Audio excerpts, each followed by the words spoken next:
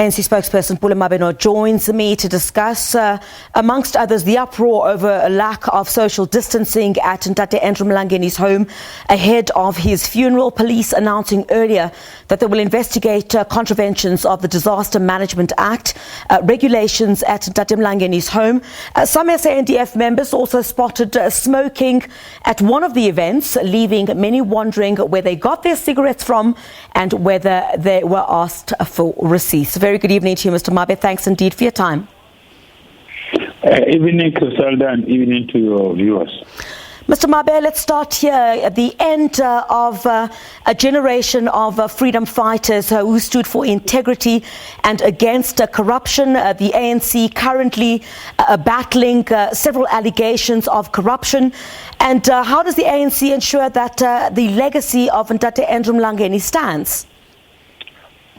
Well, the African National Congress has always placed great premium on the life of Andrew Mlangeni. He has been part of the Rivonia trialists. He was sentenced in 1964. He had spent about 26 years at the Robben Island. We understand that the price that he has paid for our own freedom can never be repaid. We also understand that he never had the time to spend his youth and his whole life with his family. So his son never got to see his father. He only got to see his father for the first time when he was incarcerated in the Robben Island.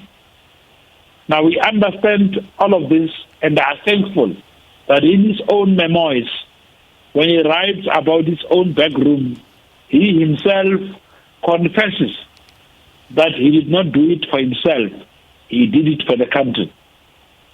But not only that, Mlangeni still wanted to bury it amongst his people together with his wife, June Mlangeni. He was buried today at Ruadebot Cemetery with his wife amongst his people. The people of Soweto came out in their numbers on the streets, lining up to capture moments when Mlangeni was busy being driven off to his gravesite. This, for us, suggested or confirmed that he was indeed a leader of his people. There is no street in this country named after Andrew Mlangeni. Sorry, Mr. Mabe. Mlangeni was just a great golfer. He was a great revolutionary. He loved life and his people. I'm afraid, Mr. Mabe, we're not going to have much time, but my question was, how do you ensure, as the ANC, currently facing the challenges that it's facing, allegations of corruption at the moment, that the man whom you laid to rest today, his legacy stands? Well, thanks to Zelda. Well, Mlangeni, because he was the chair of the Integrity Commission, what is important is that where there are individual comrades accused of corruption or different other allegations leveled against them, which brings the party in disrepute, we must be seen to be acting with great speed.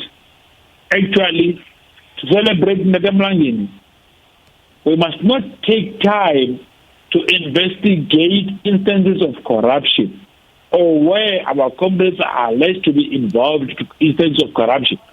Because so I tend to think that these structures that we have set up, we have done so to protect our own. Now, our people must understand that public purse, whether in the ANC or at the level of government, is meant to process their own undertakings, and that those of us who are seen or understood to be doing things that undermine the name of the ANC, we act upon them, whether through prosecution or we fire them from being members of the ANC. Mr. Mabe, would this include a case very prominent within this particular sphere relating to current discussions that are underway on what to do with some of the ANC members pertaining to the PPE's saga involving the Gauteng Department of Health? Those are some of your members at the center of allegations of corruption. Well, Griselda, what really comforts us here is that the Provincial Executive Committee of the ANC has acted upon this. They are now sitting in their own PC meeting. They've held their PwC meeting as well. Our expectation is that when they conclude, they will have taken decisions that are necessary for society to understand that we are serious in our fight against corruption. Of course, where there are allegations against individuals, it is the government abandon to make sure that such are tested and proven.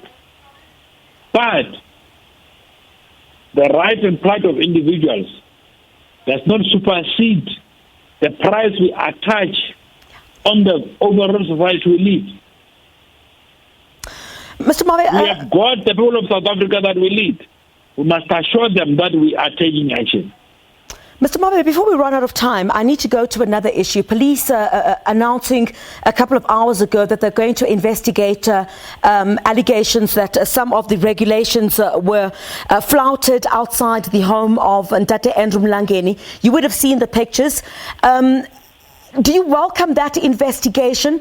And I mean, how do you, as the governing party, expect ordinary South Africans to comply to some of these rules that have been put in place, where seemingly that did not take place outside the home of Ntate Andrew Mlangeni? And I hear you say, I respect the fact that you say that because of the stature of man that he was, you should have envisaged that this was going to happen.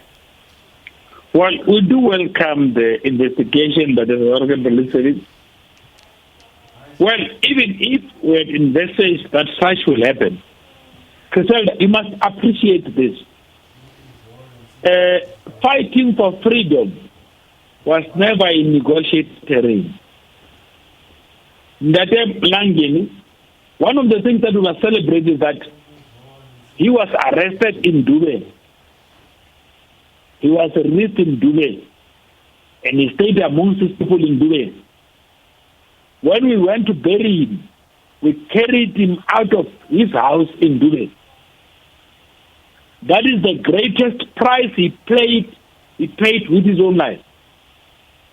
Now, because we are now fighting a pandemic, which now requires us to observe social distancing, wear masks, sanitize, do the things that are necessary to save lives, I am sure that we in the ANC, having observed, and people of Soweto loved Ntate Mlangeni. When we went there to take over, to deliver his body, they were all there. They came out of their homes uninvited. It is not the ANC that called them to come through. The ANC cannot take responsibility for the love that people had for Ntate Mlangeni.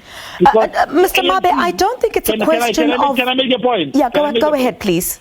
Because the ANC can't take responsibility for the amount of affection that its own members have got on their own organization.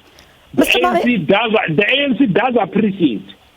ANC does appreciate that when people are gathered in their numbers, their own conduct tends to undermine what government must achieve. Mr. Mabe, I don't think it's a question. Yes. South Africa that Mr. Mabe, apologies. I really don't think it's a question of downplaying the role that Ntate Andrew Mlangeni had played towards the freedom of the people of this country. But it is the very governing party, your party, that put the rules in place. People are not able to put their loved ones. The perception, Mr. Mabe, is that there is different rules for certain individuals and different rules for other individuals. So how do you address that when South Africans themselves are not going to comply with the... How do you hold them to account? How do you deal with that in the midst of a global pandemic?